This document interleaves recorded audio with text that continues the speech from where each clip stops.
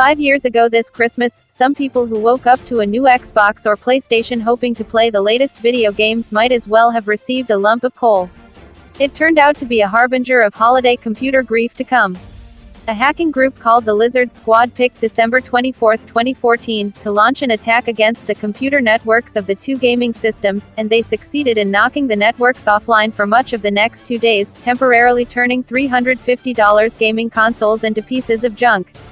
"It's really like the Grinch," said Patrick Sullivan, Senior Director of Security at Akamai Technologies, a security firm that specializes in stopping attacks. "Everyone gets this present and they're excited to play it and they're deprived of that opportunity," Sullivan said. "They have to talk to their family, I guess." Every year since, Christmas Day has become notorious in the cybersecurity industry. While presents are getting unwrapped under trees, computer systems, and some unfortunate security professionals, are guarding against deluges of fake traffic. For hackers, Christmas Day is now a peak time to demonstrate their skills. Purposefully anger people or try to extort money from companies or businesses that might be understaffed and vulnerable.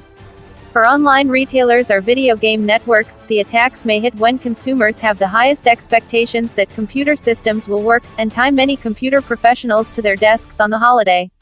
The idea of ruining Christmas morning by downing a corporate or government computer network is so tempting to some hackers that there may not be another day on the calendar that compares, with the possible exception of the Black Friday shopping bonanza after Thanksgiving, security experts said. "It's going to be much more effective than if you do it on some random day in April.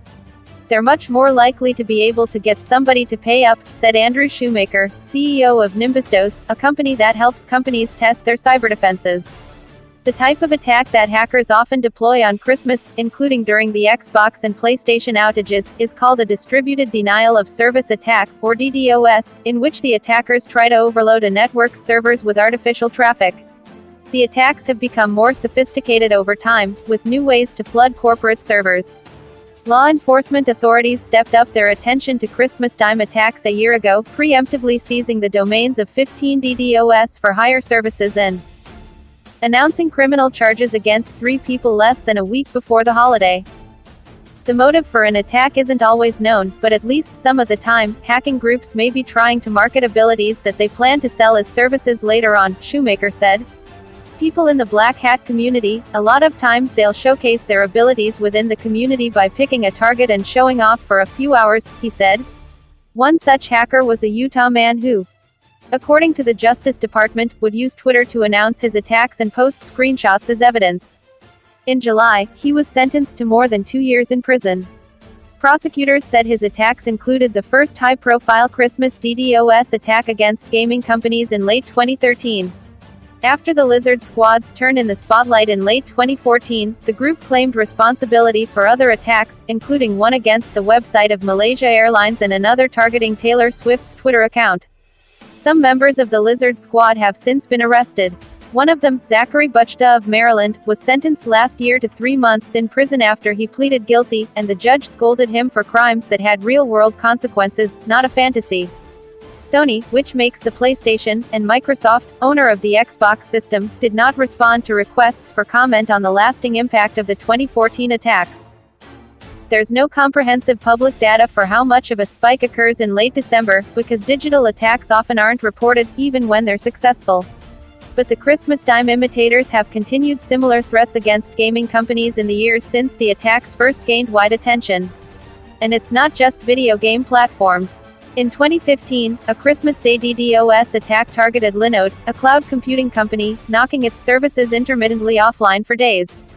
The private intelligence group Stratfor Global Intelligence was the target of an attack on Christmas Eve 2011 in which attackers said they had obtained access to a huge cache of emails. Security companies have raced to keep up. Lawrence Orens, an analyst at the research firm Gartner, said DDoS mitigation firms have invested heavily in their infrastructure to add capacity in the past 5 years, rerouting suspicious internet traffic through, scrubbing, servers before the traffic can knock a system offline. Much of the preparation for Christmas security takes place in the months before the holiday, as corporate security staff run drills and test their defenses, experts said.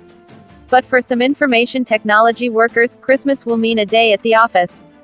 The big organizations do have 24/7 coverage of trained personnel, similar to the way that police departments, hospitals and the military don't stop their services just because it's Christmas, said Gene Spafford, a Purdue University computer scientist who studies security.